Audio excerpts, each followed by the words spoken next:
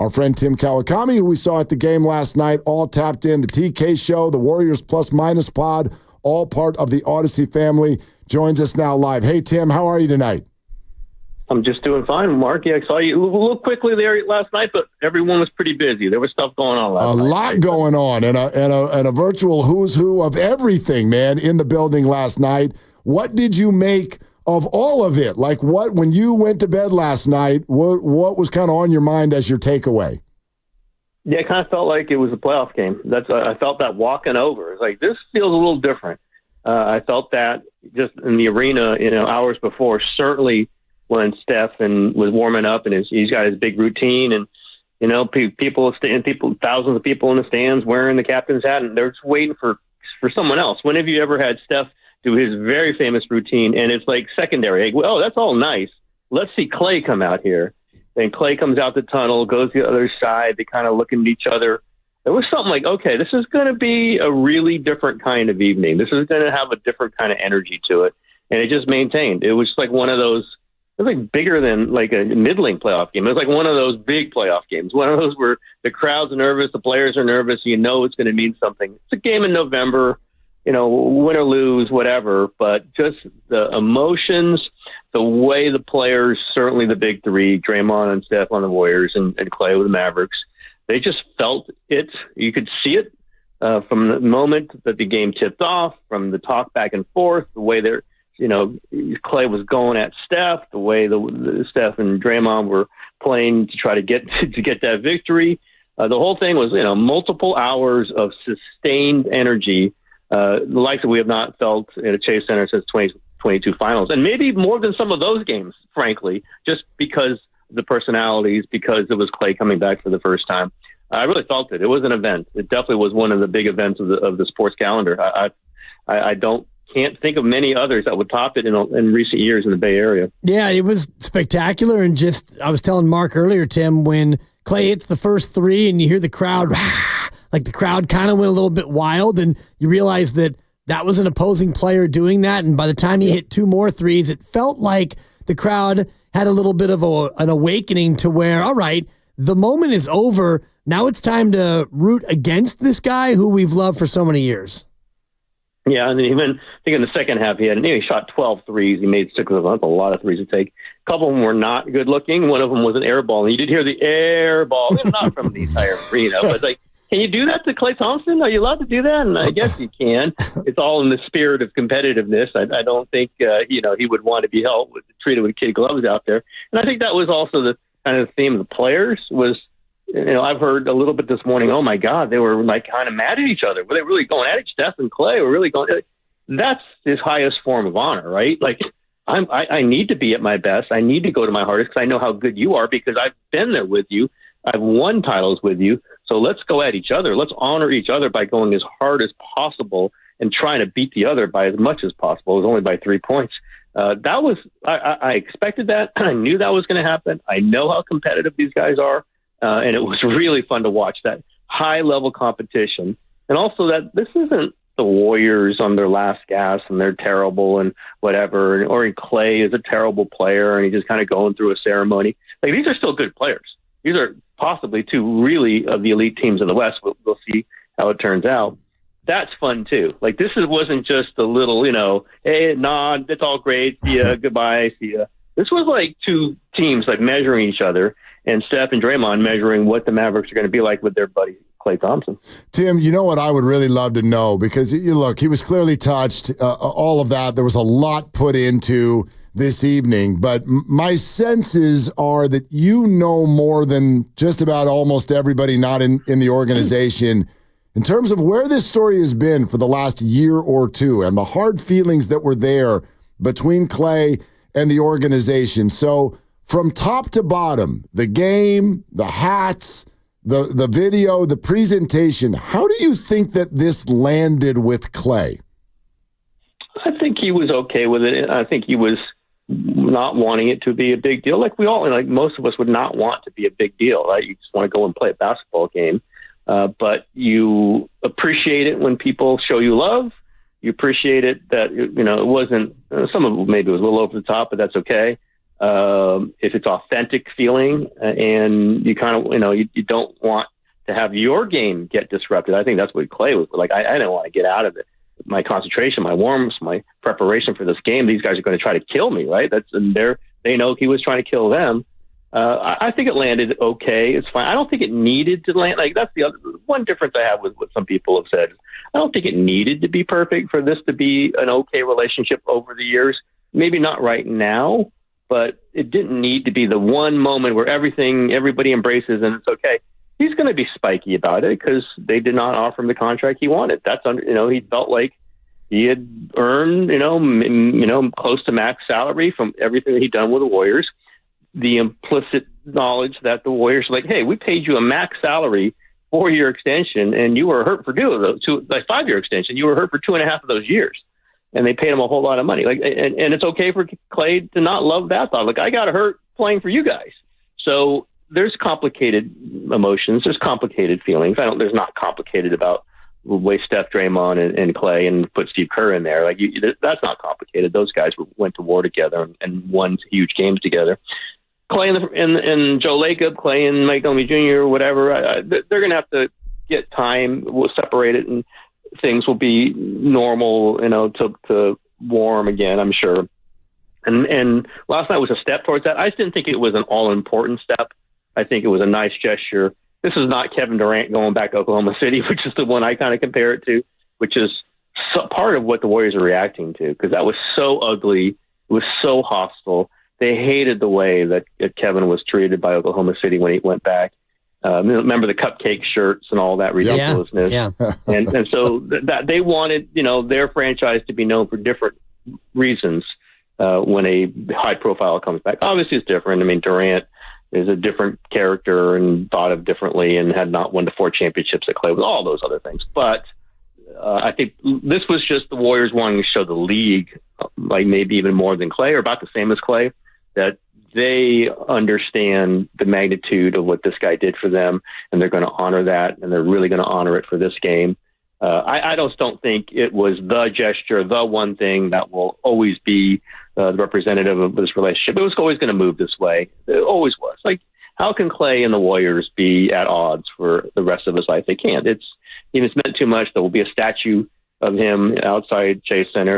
His number will go in the rafters. This was just a gesture to say, Klay, don't even think about it. You're beloved here, if there ever was a doubt.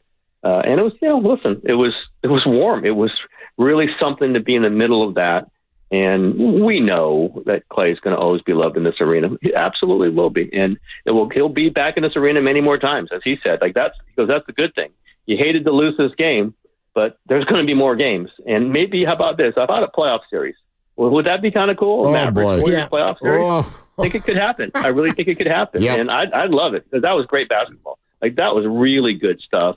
And I think if they play 7 times, it will be 7 great games. Yeah, Mark and I were talking about the fact that this is one of those rare moments where the actual game out-delivered the hype, and the hype was bananas, yet you got to the actual game, and you had elite athletes and good basketball players on both sides just trading paint and going back and forth, and it ended with the way a lot of these games end, with Steph Curry doing amazing things. And when you look at that part of it, Tim, the Warriors now 9-2, and Curry parlaying his gold medal daggers into regular season daggers. What do you make of this team and the longevity of them this year being a real Western Conference force? Yeah, I think they're moved up an echelon. We'll see. They started off very well last season. Draymond got suspended and all kind of went to hell. But so we don't know, right? We don't know who's going to be healthy. We don't know if this would all work. We'll see what happens with the Kuminga situation. But I think they're a really good team. I mean, you go on the road and you win in Boston, you win Oklahoma City. We know the injury absences, but the Warriors had some injuries themselves. You win this game with all the emotions involved. I just think they're kind of in that bracket now, probably below Boston and Oklahoma City and maybe Cleveland. I think we could say that from the game that they played at Cleveland, they might be behind Cleveland. But right there, Phoenix and Dallas and Denver, Minnesota in the West. Like, the West is so deep. I just don't think the Warriors are behind those teams right now. And that's a big deal, because that gets you out of that 7, 8, 9 muck they've been stuck in a few years, where you're just fighting to get out of the play-in, and you might get, blown out there and you can't get through, or you're playing on the road and, in games 1 and 2 in the first round or second round. Like, that's tough. That's a tough life to lead. Can they get to 3 in the West? Can they get to 4 in the West? I thought it was possible before the season started, and now I think, like, if they got to get to 53 wins to get to 3, they might be able to do that. And again, short, we've got a long way left in this season, and Warriors have had lulls before. We've seen it, but this feels like a 53-win, 52-win team. Even if some things don't go perfectly, if things go perfectly, it might be 55. If things go a little awry, it might be 47. But that's a higher echelon than they started the season with, and I think they've earned it. I think they've earned the right to say, could be a 3 seed, and that's kind of the magic number to be a viable championship team. The last championship they won, guess what? They were a 3 seed in the West. It's a smoother path. You can outline it a little easier in your mind when you're the 3, as opposed to certainly the 6 or 7, or like last year, the 10. Pile up these wins, get them in the pocket. They still count. When they're battling for seedings at the end of the year, yeah, they're going to be pretty happy they got 9 in their first 11, because it's going to be 52 or 53 possibly. And to get there, you need to win these ones too. These ones count just as much as the ones at the end. And they are playing I just think especially they're playing the defense that keeps them in these games, even if everything else isn't going right. And then you go, okay, Steph, we got the final 7 minutes here. Go win us a game. And he's going to do that more often than not if you give him the opportunity. Tim Kawakami, SF Standard, is with us here. Willard and Dibs, obviously the podcast, the Warriors Plus Minus pod, the TK Show are worth your time as well.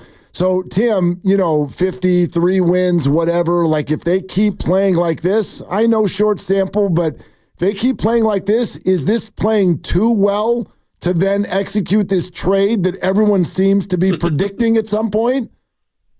It is kind of funny. Like, they might be playing themselves out of the big thing that they wanted, which was to make a move, 3-for-1 move for somebody who could be the 1B scorer next to Steph. I'm not sure they have that 1B scorer, so I don't think it takes them out of that. And I think maybe in their world is like, okay, Kuminga play really well, be really effective, be a part of a winning situation, and maybe your value goes up. And if Giannis hits the market, obviously that's the gold standard. Who knows if he's going to be available, or someone else. I can't really figure out who that is right now, because marketing is the one who fits the most, but now he can't be traded till next July.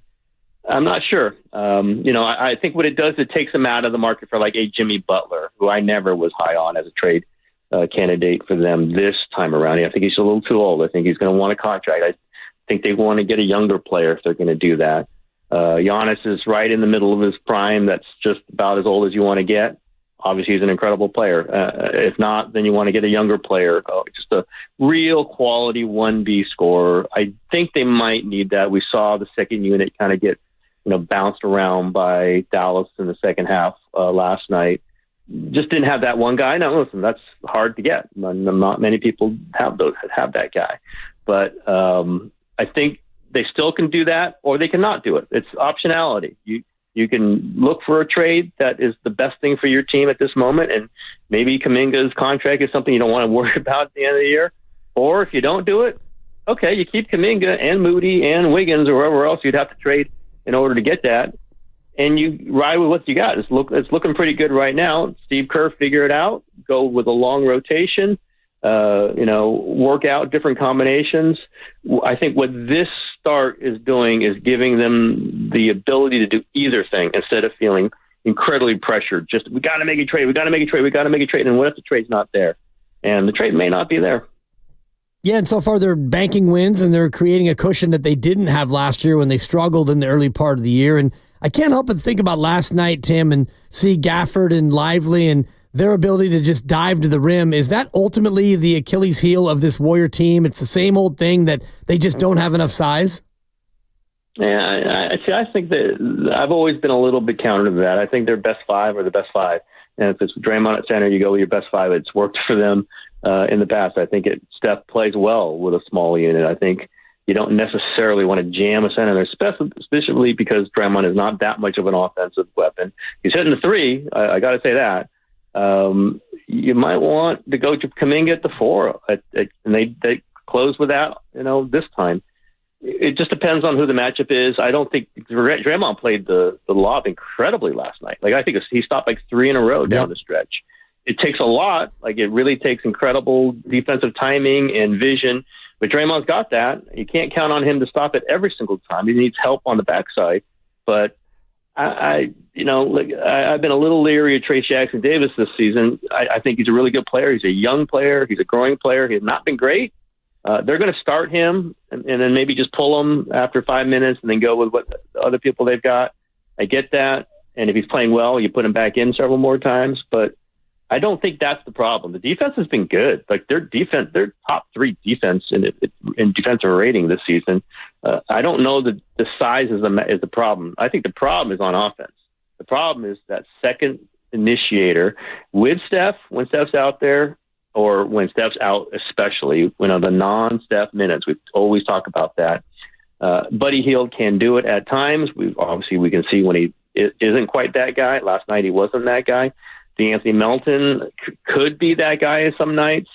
He has, obviously got the back thing, so you're not always sure if he's going to be able to give you 30 minutes a night. Pajemski at times, but then he's kind of hit a wall this season. I think some of that is injury, some of that is sickness. I think that's the main thing. Like, if you had to say what could make them on par with Phoenix or even above Phoenix and be the real threat for, let's say, Minnesota and or Denver and or OKC, I think it's that second score against a great defense, a defense that overplays stuff like we saw in Cleveland, and lengthy and dynamic, and then you need another option that can just go beat them to the rim. Kuminga can do that sometimes. He actually was very good in the Cleveland game, but clear that they didn't have enough. Do they have that other guy? And they may not. And we're talking again, it's a very first world problem because they got Steph Curry and they got other guys who can score. Do they have that other guy who can beat a great defense that is overcommitting to Steph Curry, as we know almost every defense is going to? And I don't know what that, can they trade for that guy? Is someone on their roster that guy? Is Kuminga that guy? I think that's what the next month or so might be really about, pinpointing who that guy could be, or if they don't have him, can they go get him? Tim, before we let you go, are you in the group that looks at the 49ers and says, don't worry, they're gonna win this easy division. There are no problems, even though they seem to in some way underachieve every week? No, I'm not in that group, that's for sure. Their record is what you are. They've played, really good games that they've lost. Well, then you've lost them. You did not play a good game specifically against Arizona and the Rams, division teams. They almost blew this one, on Sunday. Like, this is a team that has weaknesses that are on display every single game, specifically on special teams. They get yardage. They play, they move the ball up and down on offense. They play very solidly on defense, especially lately. They've not been great in the red zone. That's a problem. And they are an abysmal special teams group. And that costs you games. That costs you big games. So, no, I'm not saying this is an easy division. I think the Cardinals might actually not run away with it, but they might be too good for the 49ers to catch if the 49ers, unless they just go like on a 7-game win streak. I want to see it. I want to see it to believe it. They looked okay for most of the game against Tampa Bay, but then they looked horrible, especially on special teams, for another great part of that game. So I am prove it to me mode with the 49ers. I think they've got a ton of talent. I think they are built to win. I think, they're coached very well in most avenues, except for special teams at this moment. And then let's see it, because that stuff that you have lost games with in the past means you could lose games the same way in the future. And I can't trust this team until I see them do it in a series, for like 4 games in a row. And right now they've barely done it for 1 or 2 games in a row. Tim, we love having you on, man. Thank you so much for spending some time today. You got it, guys. Anytime. All right. Tim Kawakami, SF Standard, Warriors Plus Minus Pod, TK Show. Yep. All over the Odyssey channels. All over it.